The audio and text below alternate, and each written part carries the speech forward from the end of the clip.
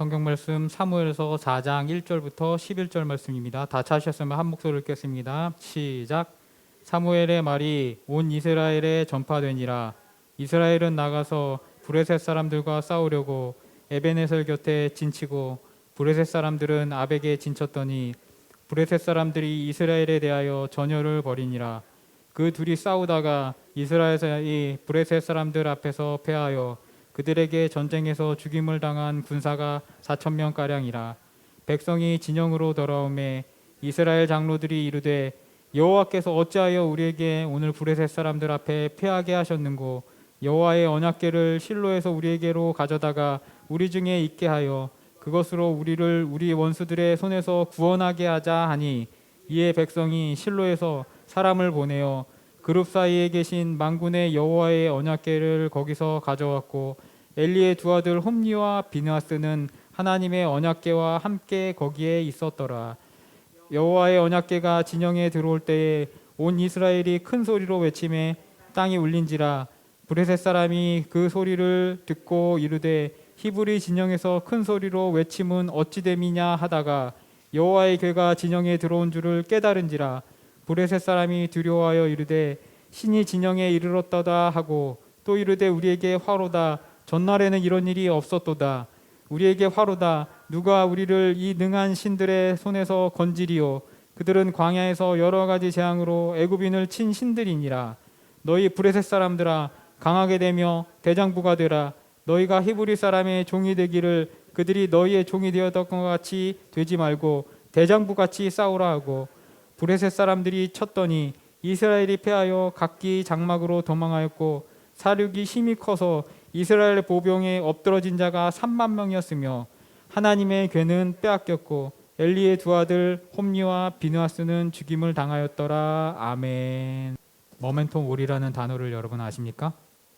고대 로마에서는 전쟁에 승리하면요 개선식을 하게 됩니다. 그 개선 장군을 축하하는 의식을 성대하게 치르는데요. 그들의 세계관에서는 일종의 전쟁을 올림픽 제전으로 생각하였고요. 그것을 도상화하여서 도식화하여서 너희도 승리하면은 저렇게 될 수 있다라는 메시지를 사회의 구성원들에게 고취하기 위해서 대대적으로 열병식을 개선식을 치렀다라고 그렇게 이야기하는 것을 보게 됩니다. 이 개선식을 살펴보면요. 개선식을 시작하면은 장군은 황금 면류관을 쓰고요. 왕과 귀족의 상징인 자줏빛 외투인 토가를 입습니다. 걸칩니다. 한 필로 된 토가를 입습니다. 그리고 네 필의 말이 이끄는 쿼드리가라는 황금 마차에 올라서 로마 시내를 쫙 지나서 개선문을 지납니다. 그러면 그 가운데 시민들이 환호하면서 정말 신처럼 떠받들고 추앙하는 그러한 성대한 환영식이 열리는 것을 보게 됩니다. 그런데 로마 시민들이 환호하고 찬송과 찬사를 보내는 그 동안 개선 장군이 탄 쿼드리가의 뒤편에는 한 명이 더 탑승해 있는 것을 보게 됩니다. 그는 바로 장군의 노예입니다. 이 노예는요 아마도 정복지에서 전리품으로 획득한 노예일 것이에요. 그런데 그 노예는 신기하게 수백 수천만의 로마 시민들에게 신처럼 대접받는 개선 장군의 옆에 서서 그의 귀를 향하여서 이렇게 외칩니다. 모멘토 모리, 모멘토 모리. 이것은 무엇이냐면요 죽음을 기억하라, 죽음을 기억하라 라는 그러한 단어라는 것입니다. 그리고 개선 장군이 쓴 황금 면류관, 황금 올리브관에는요 뭐라고 써 있냐면요 너는 죽어야만 한다는 사실을 명심해라. 너는 인간이라는 사실을 기억해라. 뒤를 돌아봐라. 지금은 여기 있지만 너는 인간에 지나지 않는다는 사실을 기억하라 라는 내용이 쓰여 있다라고 합니다. 그 면류관을 쓰고 죽음을 기억하라, 죽음을 기억하라 라는 자기 자신이 끌고 온 노예에게 이야기를 듣는다라는 것입니다. 이것은 바로요 네가 지금 신처럼 추앙을 받지만 우쭐하지 말 것은 너도 언젠가는 추락해서 저 비천한 노예의 신분처럼 내 뒤에 서서 소리치고 있을 것을 조심하라라는 그러한 장치로 로마에서 사용한 것을 볼 수 있습니다. 긍정의 순간이 삶에 있다라면은 반드시 우리 삶에는 부정적인 순간도 있다라는 것을 기억해야 한다는 사실이라는 것이에요. 현대는 긍정에 대해서 굉장히 이상한 신화가 있습니다. 긍정적이면 모든 것이 잘 될 것이라는 그런 신화입니다. 물론 긍정적으로 살아서 성공한 사람들도 많이 있어요. 그런데 중요한 것은 이 미디어 시대에 긍정적인 사람들의 신화와 기사만 나와서 그렇지 그 긍정을 파리하는 사람들, 파리피플들, 그 사람들에게 현혹되어서 본전까지 잃고 한강물에 뛰어든 수많은 사람들은 다뤄지지 않는다라는 것이에요. 결국 그 긍정파리들이 사라진 사람들이 남기고 간 수수료와 코인들을 빨아먹고 그 자리까지 올랐다라는 것을 우리들은 항상 잊고 있다라는 것을 기억해야 된다라는 것이에요. 그래서 이런 잘못 신화 때문에요. 부정적인 의견을 표현하는 사람들을 향해서 저 사람은 정말 편견이 있어. 저 사람은 선입견이 있어. 다루기 어려운 사람들이야 라고 무언가 배척하는 분위기가 지배적이라는 것이에요. 심지어 조증과 긍정을 구분하지 못하는 어처구니 없는 상황도 심심찮게 일어나는 것을 보게 돼요. 조증이 있는데 그것을 제 긍정적이다라고 구별을 못하는 일들이 일어나게 된다는 것이에요. 교회는 다를까요? 교회도 다르지 않아요. 복음에까지 이것이 스며들어서 어느덧 20년이 흘렀는데 조엘 오스틴 긍정신학이 예수와 그리스도의 십자가보다 더 우선시되는 그러한 분위기가 복음주의 사회 안에, 복음주의 진영 안에 있다라는 것을 우리가 깨달아야 한다는 것이에요. 교회만 그렇습니까? 우리가 아이들을 키울 때 양육도 그렇습니다. 긍정적인 접근법과 부정적인 접근법이 적절하게 조합되어야 되는데 그래서 우리는 이것을 교육과 훈육이라고 둘로 나눠서 불러요. 그렇게 부르는 이유예요. 그런데 현대의 교육은요. 아이에게 도전하고 실패하고 성공하는 것을 반복하게 해서 아이들이 어떤 상황에서도 당황하지 않게 하는 긍정 경험이 중요하다라고 이야기하다가 결국에는 훈육을 잃어버리는 그런 상태로 이르게 된 것을 보게 돼요. 그리고 아이들이 어느덧 고삐 풀린 상황까지 오게 되었다라는 것이에요. 엊그저께 무슨 기사를 보다가 이러한 기사를 보게 됐어요. 내년, 그러니까 올해부터요. 피고인이 자신의 죄를 부인하면요. 판사가 그 법에 대해서 다시 열람할 수 없는 법이 생긴대요. 지금 생겼는지 아니면 생길 것인지 모르겠는데 그런 일들이 일어난다라는 것이에요. 놀랍지도 않은 일들이 계속 일어나고 있다라는 것이에요. 정말 황당한 일들이 일어난다라는 것이에요. 지우를 낳아놓고서요. 그 사모님과 견해 차이가 생긴 부분들이 이런 부분들이었어요. 사모님은 항상 칭찬 듣고 격려받고 자라서 훈육에 대한 이미지가 그렇게 박혀 있는 분이고 저는 또한 그와 정반대로 자랐기 때문에 애가 말을 안 들으면 정말 정신이 꽉 들게 쥐었다가 놔야 된다라고 그렇게 생각하는 주의예요. 그래서 아이가 실수를 하면 아이가 잘못을 하면 그 사이를 놓고 부부가 격론이 벌어지는 것을 보게 돼요. 한쪽에서는 애가 그럴 수도 있지 그러면서 배워가는 거지 라고 이야기하는 반면에 저는 아니 사내놈이 그렇게 나비두면은 눈을 돌리는 순간 일찍이고 나중에 남자놈들은 그러다가 죽어 그러면 안 돼 훈육을 따끔하게 해줘야 돼 라고 쳇바퀴 돌면서 서로 논쟁을 하게 된다는 것이에요. 요즘 지율이가 자기 전에 안방에 들어가서 혼자 칫솔질을 이렇게 해요. 그러면 뭔가 막 후다닥 타고 넘고 올라탔다가 내렸다 그래요. 그러면 변기 커버가 깨지고 풀어지고 부두둑 하는 소리가 나요. 근데 이제 제가 들어가면 또 이제 들었다 놓고 그러면은 자기 전에 분위기 안 좋아지니까 그냥 누워서 그냥 있어요.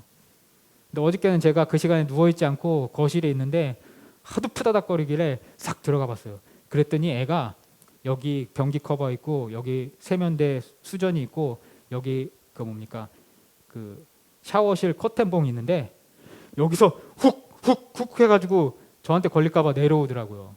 그래서 제가 너 뭐 했어? 그러니까 뭐 아니 어쩌고 저쩌고 막 이렇게 부인을 해요. 근데 저는 다 그 장면을 봤어요. 정말 0.1초 사이에 저기서부터 2단으로 뛰어내려와서 변기 커버 밑으로 내려오는 것을 봤다라는 것이에요.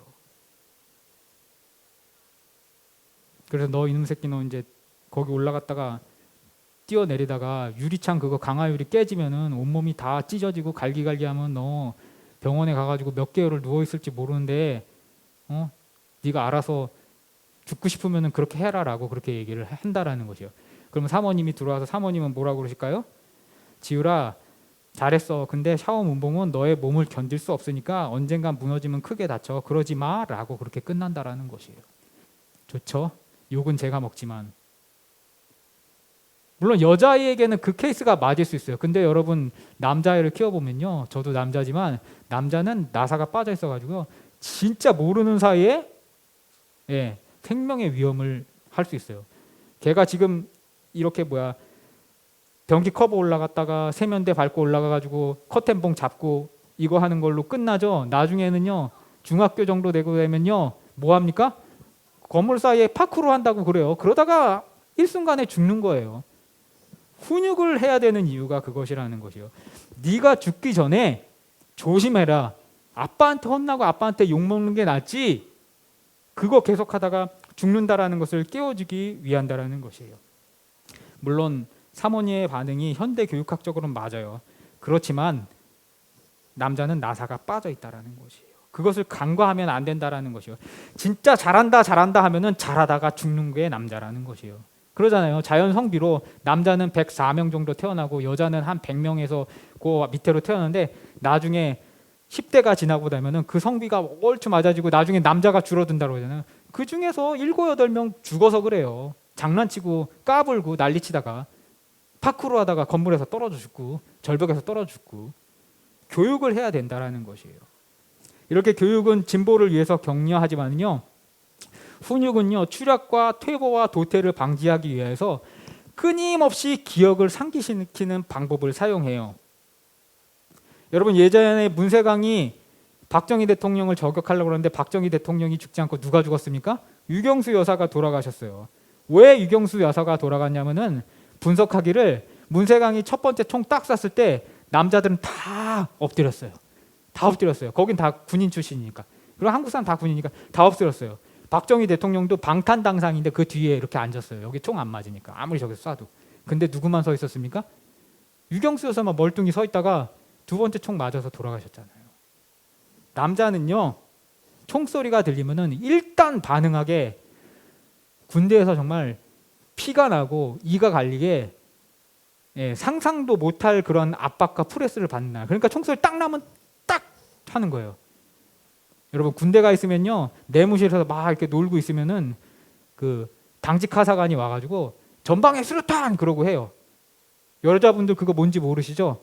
남자들은 그 소리 나면은 바로 침상 밑에 들어가가지고 거기서 이렇게 해야 돼요. 이렇게 눈 이렇게 하고 하는 게 있는데 그걸 해야 돼요. 그거 안 하면 이제 그날 밤에 잠 못 자요. 내무실 온도 1도 올리기라고 해가지고 해가지고 내무실 온도를 1도를 땀으로 올리는 그런 일들을 하게 돼요. 그러니까 정신 차리고 하는 거예요. 그러니까 문세강이 저격할 때 남자들은 다 살았고 유경수 여사가 돌아가게 되셨다는 것이에요. 아이를 키우다 보면요 커피포트라든지 뜨거운 것에 대해서 굉장히 관심을 갖더라고요. 근데 이제 커피포트 붙잡고 네가 늘어지면은 그거 한번 쏟아먹고 뜨거워하고 알게 될 것이다라고 방치하게 되면은 어느 순간 그 아이는 어떻게 됩니까? 화상을 입을 수밖에 없어요. 그러니까 결국에는 훈육으로 어떻게 합니까? 콩구멍을 내야 된다라는 것이요. 그래서 나중에는 돌다리로 두들겨 보고 그 탭톤을 들어가지고 건너야 할지 건너지 말아야 될지 순간적으로 판단할 수 있는 신중한 사람을 만드는 것이 훈육의 기능이라는 것이에요. 어른들이 부모가 가지고 있는 경험적 데이터를 제공해서 구조적으로 안전을 진단하고 일종의 아이에게 모멘토 모리로서 죽음의 기억을 끊임없이 되새기게 한다라는 것이에요. 오늘 본문으로 돌아와 봅시다. 이스라엘 백성은요 잊은 사실이 있었어요. 하나님이 어떻게 살아 운동하시는지에 대한 중요한 사실을 잊고 있었다라는 것이에요. 그것에 대한 혹독한 대가를 치르는 장면이 오늘 4장 1절부터 7장 2절까지 이어지게 되는 것을 우리가 주목해 봐야 된다라는 것이에요. 지난 시간에 설명드린 대로요. 블레셋은 청동기 말미에 히타이트 족속, 그 히타이트 족속에게 성경에는 헷 족속이라고 그렇게 나와 있어요. 그 헷 족속에게 철기 문화를 배워와요. 근데 누굽니까? 블레셋은 신약에서는 그레데라고 얘기하고 현재는 그리스 크레타 지역에서 넘어온 해양 민족인데 그냥 바이킹이라고 생각하시면 좋을 것이에요. 그레데라는 뜻 자체가 버려진이라는 뜻이에요. 그래서 지중해 민족 중에서 정말 건달이고 불량이고 버려질 만한 그런 사람들이 모여 있기 때문에 성격도 포약했고 잔악한 성격을 기본적으로 소유할 것으로 우리가 추측을 하게 된다는 것이요. 그래서 신약에서는요 그 그레데인들을 향하여서 디도가 뭐라고 묘사했냐면은 자기 배만 불리고 게으르고 악한 짐승이라고 그렇게 이야기할 정도로 신약까지 그 실성이 남아 있다라는 것이에요. 우리가 잘 알고 있는 바이킹이나 왜구같이 포악하고 노략질을 즐겨하며 해안가를 오가다가 결국에는 어디에 정착하게 됩니까? 팔레스타인 해안에 정착하게 됐어요. 이들이 팔레스타인 해안에 정착하는데요. 원래 팔레스타인 지역은 이집트의 속주였어요. 이집트가 이들 때문에 굉장히 고난을 겪어요. 그 강대국 이집트가 철기를 못 당해가지고 결국에는 블레셋에게 해변가 팔레스타인 지방을 내어주게 된다는 것이에요. 이미 우리가 공부한 것처럼 사사기 300년 동안 가나안 여러 족속에게 이스라엘 백성들은 밀려가지고 산지로 쫓겨 올라갔어요. 아래쪽 유다 지방에서는요, 헤브론의 중심으로 밀려 올라가서 요만큼 코딱지만한 지역에 살게 되었고요. 북이스라엘 에브라임 쪽에는요, 에브라임 산지 라마다임 소빔이라든지 미스바라든지 실로라든지 거기 위에 가지고 산 꼭대기에서 오롯이 남아 있었던 상황이었어요. 그런 위태한 형국에 이스라엘 민족이 도달했는데 그 도달했다는 이야기를 여러분이 제가 첫 시간에 얘기 들었던 것을 기억하실 것이에요. 그래서 이스라엘 민족이 이제는 더 이상 갈 곳도 없는 상황인데 해변길에 살고 있었던 블레셋 족속이 갑자기 쳐들어 올라왔어요. 쳐들어 올라와서 실로와 미스바와 라마다임 소빔 쪽으로 올라오기 위해서 그 끝자락, 해변 끝자락 아벡에 진을 치고 이제 싸울 준비를 해요. 그리고 블레셋이 산지로 쳐올라오게 되는 그러한 일이 생기게 된 것이 오늘 본명의 배경이라는 것이에요. 그런데 이들은 싸울 일이 없었어요. 이미 이 시대의 기록들을 보게 되면요, 평상시에 블레셋 사람들과 이스라엘 사람들은 서로 섞여서 잘 공존하고 생활했던 것이 많은 기록들에 남아 있었어요. 그런데 왜 이들은 갑자기 강하게 이스라엘을 압박해 들어온 것일까요? 그 단서가 오늘 1절에 있어요. 우리 한번 1절 읽읍시다. 4장 1절입니다. 시작. 사무엘의 말이 온 이스라엘에 전파되니라. 이스라엘은 나가서 브레셋 사람들과 싸우려고 에벤에셀 곁에 진을 치고 브레셋 사람들은 아벡에 진을 쳤더니 아멘. 사무엘이라는 중요한 지도자가 갑자기 하나님이 내려주셨어요. 그리고 그것에 사람들이 고무되어서 블레셋으로부터 독립하자라는 그러한 흐름들이 갑자기 생겨나게 되었다라는 것이에요. 온 이스라엘이 갑자기 일사불란하게 전열을 정비하고 싸울 것을 준비하는 것, 항전을 준비하는 모습이 포착되었다라는 것이에요. 그것을 블레셋이 보고요, 먼저 기민하게 대응하여서 군대를 아벡에 모았다는 것이 오늘 이야기의 초점이라는 것이에요.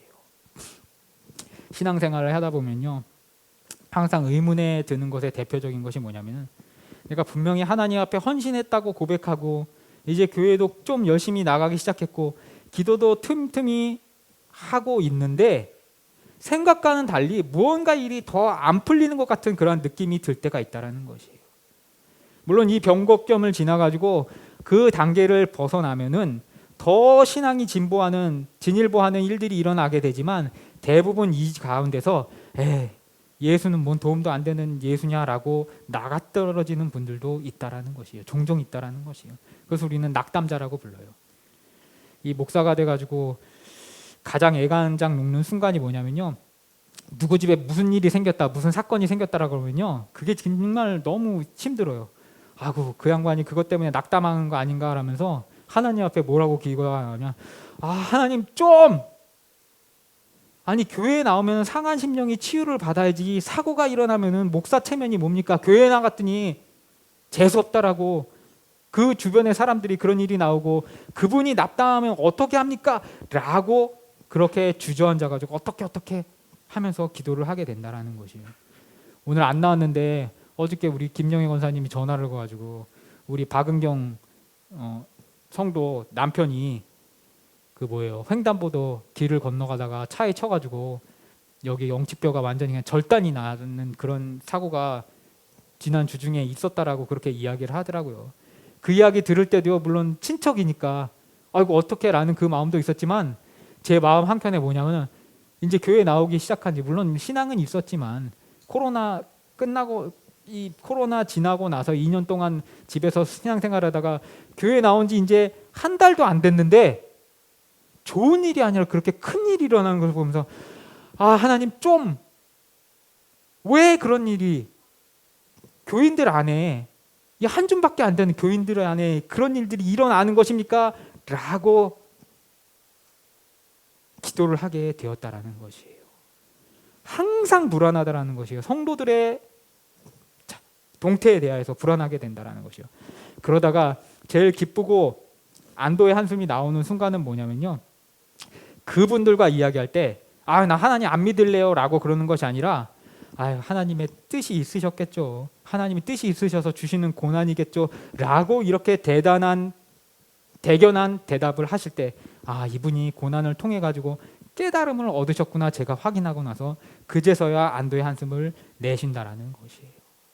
목회 애간장이 타요. 애간장이 타요. 내가 일이 아닌데, 내 일이 아닌데 애간장이 탄다라는 것이에요. 그렇다고 거기에 대해 가지고 바른 말 해주기도 힘들어요. 좀 이따 이야기하겠지만. 그렇다면 하나님은 왜 꼭 믿음을 흔드시는 이런 제스처를 취하시는 것일까요? 우리는 오늘 본문에서 하나님이 이 믿음을 흔드시는 그 이유에 대해서 실마리를 찾을 수 있어요.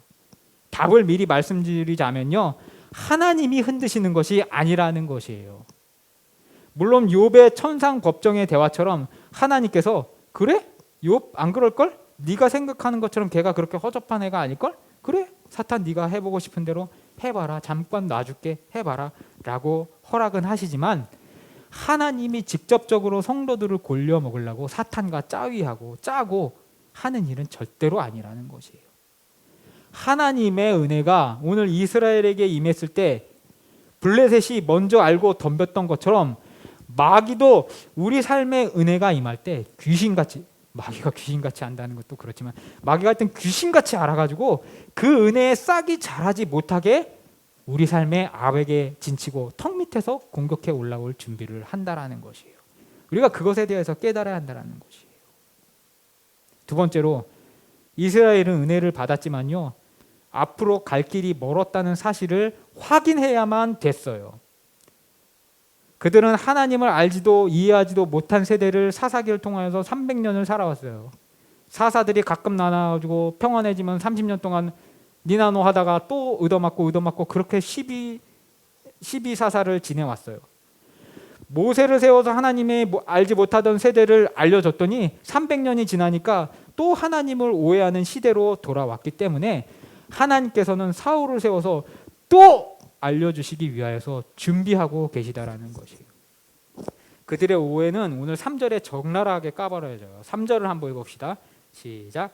백성이 진영으로 돌아오매 이스라엘 장로들이 이르되 여호와께서 어찌하여 우리에게 오늘 브레셋 사람들 앞에 패하게 하셨는고, 여호와의 언약궤를 실로에서 우리에게로 가져다가 우리 중에 있게 하고 그것으로 우리를 우리 원수들의 손에서 구원하게 하자 하니 아멘.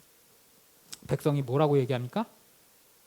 언약궤를 가져다가 우리 중에 있게 하고 그것으로 구원하게 하자. 씨 부리고 있어요. 씨 부리고 있어요. 말을 하는 게 아니라 말을 씨 부리고 있다라는 것이. 우리가 여기서 이것을 읽으면서 쎄함을 느껴야 돼요. 하나님을 인격적으로 대하는 것이 아니라 하나님을 물신으로 숭배하고 물신으로 바라보고 있다라는 것이에요. 이제 중학교 정도 돼가지고 애들이 머리통에 바람이 들어가면 지들끼리 이렇게 대화를 한대요.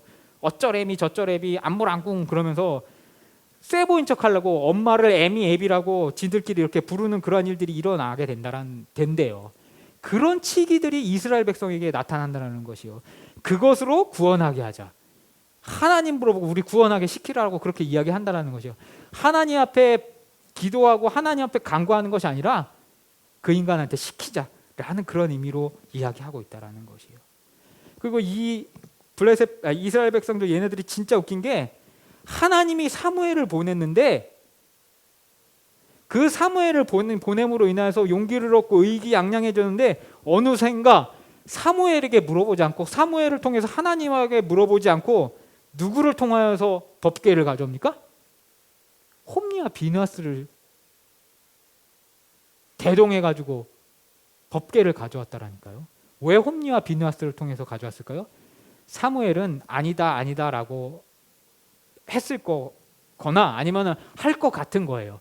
법궤는 그런 용도로 쓰는 게 아닙니다 라고 분명히 이스라엘 백성에게 얘기할 것 같으니까 이겨야 되니까 실수 많이 하고 성전의 여인들 겁탈했던 홈리와 비느하스는 대중영합적인 그러한 일들을 잘 들을 것 같으니까 이제 얘네들한테 좀 너희들도 권한이 있으니까 법궤를 좀 전쟁터로 옮겨다 줘라 그러니까 홈리와 비느하스 같으니까 그걸 호딱 물고 자기들 인기 떨어진 것을 만회하기 위해서 법궤를 끌고 왔다라는 것이에요.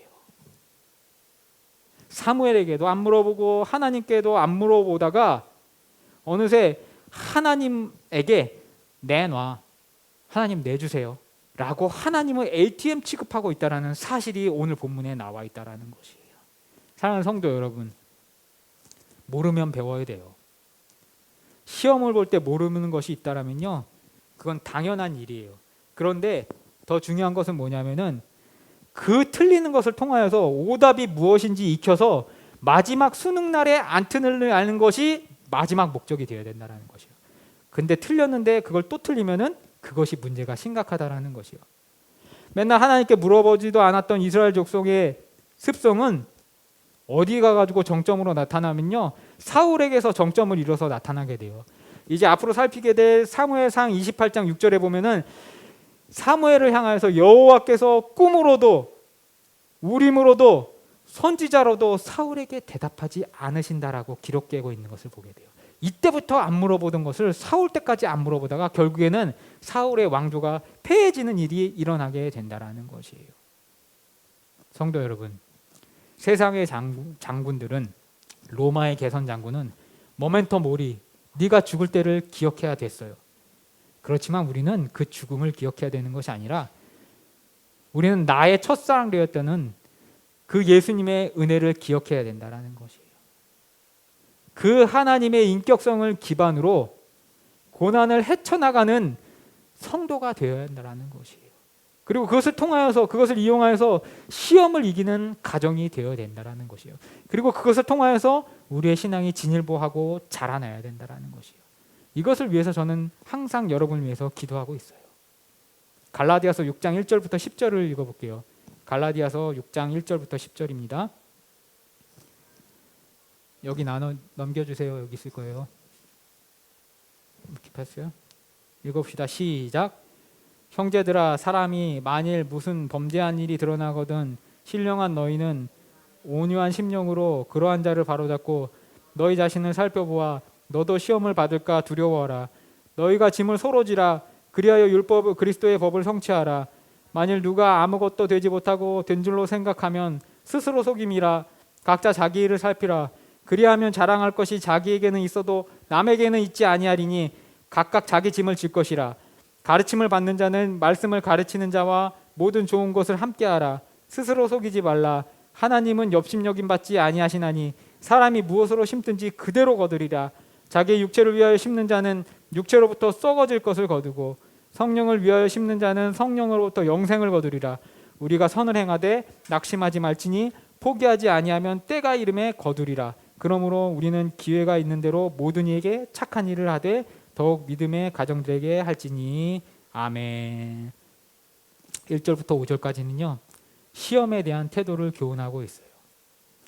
여기서 말하는 시험은요, 문맥상 테스티모니가 아니에요. 유혹이에요. 테스트, 유혹이에요. 유혹을 빠져나오는 것에 대해서 이야기하고 있어요. 그런 자는, 유혹에 빠진 자는 자기 죄에 대해서 자신이 감당해야 된다는 사실을 이야기하고 있어요. 이건 분명히 하나님의 시험이 아닌데 자기가 방만하게 살고 자기가 로또 사다가 자기 돈 다 먹어놓고 하나님 나를 정금과 같이 나오게 하여 주시옵소서, 하나님 나를 정금과 같이 나오게 해주실 것이야 라고 착각하지 말라라고 1절부터 5절까지 이야기하고 있는 것을 봐야 돼요. 그리고 6절부터 10절까지는요, 그러한 유혹의 시험에 빠져서 시험에 들거든 네가 성령으로 안 심었고 육체에 썩어질 것을 심어서 썩은 것을 거둔 것이니 인정하고 스스로 속이지 말고 솔직해져라 라고 이야기하고 있다는 것이에요. 그건 하나님을 탓할 것이 아니라 네가 유혹과 타협했기 때문이다라고 아주 신랄하게 처방을 하고 지적을 하고 있다는 것이에요. 사실 목사가 되면은 뭐 20년, 30년 사람들을 바라보게 되면 성도들을 교역자의 입장으로서 성도들을 바라보게 되면은 저 사람이 지금 테스티모니를 받는 건지 테스트를 받는 건지 뻔하게 보여요. 자기 유혹에 넘어가 가지고 허우적거리는 건지 아니면 정말 하나님이 정금과 같이 나오기 위하여서 불로 단련을 하시는 것이 빤히 보여요. 그런데 얘기를 해줄 수 없어요. 이거 뭔 말만 하면은 나 이 교회 안 나올 거야 여기만 교회 있어 하고 지랄 발광을 하니까 처방을 못 한다라는 것이에요. 그러니까 뭐 어떻게 해요? 하나님 앞에 하나님은 여러분을 사랑하십니까? 우쭈쭈 우쭈쭈 하고 그러고 마는 것이에요. 좋죠. 듣기에는 달콤하고 좋죠. 여러분 그런데 그것이 여러분 삶에 독이 된다라는 것이에요. 여러분에게 똑바른 소리를 해줄 사람이 필요하고 그것이 목회자가 되고 그것이 목회자의 선지적인 역할인데 제사장적으로 거룩하게 제사만 드려지길 원하는 것이 현대교회의 문제라는 것이에요. 그러면서 6절에 가르침 받는 자의 말씀을 가르치는 자와 가르침을 받는 자는 말씀을 가르치는 자와 모든 좋은 것을 나누라라고 있는 것을 보게 되는데 이러한 부분에 대해서 우리가 도외시하고 해석을 하니까 이거를 무슨 목사 사례비 맨날 올려줘라 라는 그러한 것으로 해석하고 난리도 아니에요. 근데 이건 문맥을 안 보니까 이상하게 지 맘대로 지들이 읽고 싶은 대로 읽고 또 한쪽에서는 목회자들 편에서는 발광을 하는 것이에요. 이거는요 돈을 올려주라는 것이 아니라 유혹에 빠져서 죄를 지적하면은 목회자에게 제발 앙신 좀 품지 말고 좋게 복종해라. 좋은 것을 나눠라. 좋은 마음을 나눠라라는 그런 의미로 이야기하고 있다는 것이에요. 물론 여러분의 탁발로 인해서 목회자들이 살아가는 건 맞지만 돈 올려주라는 그런 이야기가 아니라는 것이에요. 좀 누가 죄를 지적하면 순순히 인정하고 거기서 깨달음을 얻었으면 회개하고 되돌리고 그것에 대한 감사의 간증을 나누라는 것을 이야기하고 있다는 것이에요. 근데 요 설교하면은 사모님한테 끌려가가지고 이제 또 저희는 이제 멱살 한번 잡힐 거예요. 요 사무엘을 설교하면서 사모님한테 굉장히 욕을 많이 먹어요. 우리 여기 김태원 목사님 나와 있는데 김태원 목사님 교회 얻으려고 하면서 이상한 목사님들 그 얘기 그 예화로 말씀드렸잖아요. 그런 얘기하면 사모님이 좀 설교대 앞에서 그런 얘기 좀 하지 마. 성도들이 몰라도 될 그런 얘기는 하지 마세요라고 그러면서 멱살을 잡아요. 여러분 근데 사모님한테도 얘기 드렸는데 이 사무엘상은 사사기랑 연결이 되는데 이 사무엘상과 사사기를 해석학적으로 열 수 있는 열쇠는 무엇이냐면요 목회자의 타락상이라는 것이요. 구미구미 목회자가 얼만큼 타락해가지고 시대를 사회를 선도하지 못하기 때문에 이 사회가 이렇게 망했는지 대하여서 해석학적인 열쇠를 성경의 저자가 이야기하고 있다라는 것이에요. 자기도 제가 그런 얘기하면 얼굴 썩는 것이 알면서도 그런 얘기를 해요. 저도 기분이 더럽게 나쁜데도 그럼에도 불구하고 저 사람은 그래도 나를 사랑하니까 사랑하는 마음에 지적하는 거지 라고 하면은 잠시 한 5초간은 기분이 더럽게 나빴다가도 아 그래 하고 마음을 바꿔먹게 된다라는 것이에요. 그리고 그것이 사랑인 것을 아니까 그것을 받고 고치려고 노력하다 보니까 날마다 진일보하게 되더란 말이에요. 무슨 남편이고 아내고 상대가 이야기만 하면은 간장질 종지 들고 달려드는지 알고 너 찍어 먹자 하고 달려드는지 알고 벌써 철벽부터 치고 주먹 쥐고 있으니까 그게 가정이 제대로 이루어지냐는 것이에요. 여러분 왜 결혼했어요? 성적인 문제를 해결하기 위해서요? 돈 때문에? 아니에요. 나를 좀 봐달라는 것이에요. 내가 무엇을 잘못했는지 옆에서 좀 지적하고 알려달라는 것이에요. 내 개인의 선지자, 내 개인의 목회자가 되어달라고 서로 결혼의 언약을 맺었다라는 것이에요. 사랑하는 성도 여러분, 여러분이 교회에 나오시는 이유도 여러분이 저의 이 말씀을 듣는 것도 일종의 언약적인 계약적인 관계를 저와 맺은 것이에요. 그러면은 뼈 아파도 자기 짐을 지기로 여러분이 맹세를 해야 돼요. 마음속에 해야 돼요. 그것이 여러분의 영혼의 건강이 된다라는 것이에요. 이웃의 관계도 똑같아요. 여기 김태원 목사님 와 계시지만 어저께 이제 교회 이야기를 이렇게 하면서 저희가 공통적으로 아는 어떤 한 분의 이야기가 나왔어요. 근데 그 이야기를 하다가 그분 이야기를 하다가 제가 그랬어요. 아 진짜 선을 행하다 낙심치 말라고 하는데 나 진짜 낙심된다 라고 그렇게 김태훈 목사님이랑 얘기했어요. 저희 둘이서 잘 아는 양반인데 맨날 좋은 얘기 해주고 어떻게 해라 얘기해주고 그러면은 그렇게 선대를 해주면은 그 뭐 어떤 친구 이야기를 들어서 복음의 진보가 진일보가 있어야 되는데 그게 전혀 없고 맨날 그 턱이에요. 해결책을 안 알려줘도 안 듣고 그리고 또 되면은 또 징징징징하고 자기 중심으로 이야기를 한다라는 것이에요. 도와줘도 이걸 감사함을 아는지 나중에는 지치는 상황이 한 10년 넘게 되니까 오더라는 것이에요. 그런데 어저께 이야기하다가 요즘 무슨 그분이 좋은 일이 생겼는데 두 사람 다 모르게 그러고 있는 거예요. 우리 김태호 목사님 전화했더니만 자기 뭐 어디 갔다라고 그렇게 얘기를 하다라는 것이에요.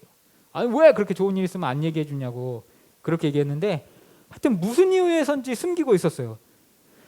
저는 그 얘기 들으면서 낙심치 말라라고 하는데 선을 행한다 낙심치 말라고 그러는데 갑자기 드는 생각이 구제금 끊길까 봐 저런 생각을 하나? 이런 생각 가지면 안 되는데 정말 별 생각이 다 들더라고요. 사람이 갑자기 정내미가 뚝 떨어지면서 이런 관계였던 것인가? 나는 그런 생각이 들더라는 것이에요. 사랑하는 성도 여러분, 하나님은 여러분에 대해서 어떻게 생각하고 있을까?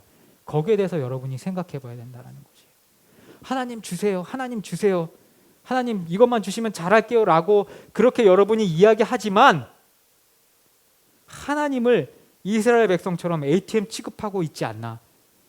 그리고 자기에게 좋은 일이 생기면은 그때 돼서는 싹 씻고 하나님은 두 번째로 이선으로 밀려나 계시지 않는가 돌아봐야 한다라는 것이에요. 사랑하는 성도 여러분, 고난이 언제까지 끝까지 천년 만년 갈 것 같지만 그렇게 가지 않아요. 질병조차도요 지가 힘이 빠져서 시들시들해지다가 어느샌가는 사라져요. 이 또한 지나리라는 그런 생각을 가지시고 헤쳐나가면 돼요. 고난이 끝나면요 우리는 공갈 젖꼭지 물었던 거 벗어던지고 기저귀 벗고 당당하게 대장부로서 서야 된다는 것이에요. 고난이 끝났는데도 언제까지 공갈 젖꼭지 물고 있을 건 아니라는 것이에요. 그리스도인으로서 장성한 분량에 닿기까지 우리가 할 일들이 많은데 시험이 지난 이후에 테스트가 지난 이후에 우리가 해야 될 일들이 분명히 있다는 것을 깨닫고 이 고난에 임해야 된다는 것이에요. 하나님은요 사탄을 풀어서 우리를 고난받게 하시는 고약한 아버지가 아니라 자녀, 딸, 아들을 믿기 때문에 사단에게 고난을 허락하시고 그 허락 뒤에 테스티모니가 끝난 이후에 면류관을 우리에게 씌워주실 그 아버지라는 것을 잊지 말아야 한다는 것이에요. 그리고 그 모든 시험이 마치고 나서는 분명히 하나님께서 우리를 감싸 안아주시면서 그래 너 정말 잘했다. 누구 아들인데 누구 딸인데 너 정말 난 잘할 줄 알았어 라고 기뻐 웃으시면서 우리를 맞아주실 아버지라는 것을 한시도 잊지 말아야 된다는 것이. 사랑하는 성도 여러분, 우리 원수들의 손에서 구원하게 하자가 아니라 하나님 나를 구원하여 주시옵소서, 하나님 나의 손을 붙잡아 주시옵소서 라고 하나님 앞에 인격적으로 나가시는 우리 급안석교회 성도들 되시기를 주님의 이름으로 축복하고 축원하면서 오늘 설교를 마치도록 하겠습니다. 우리 기도하시겠습니다.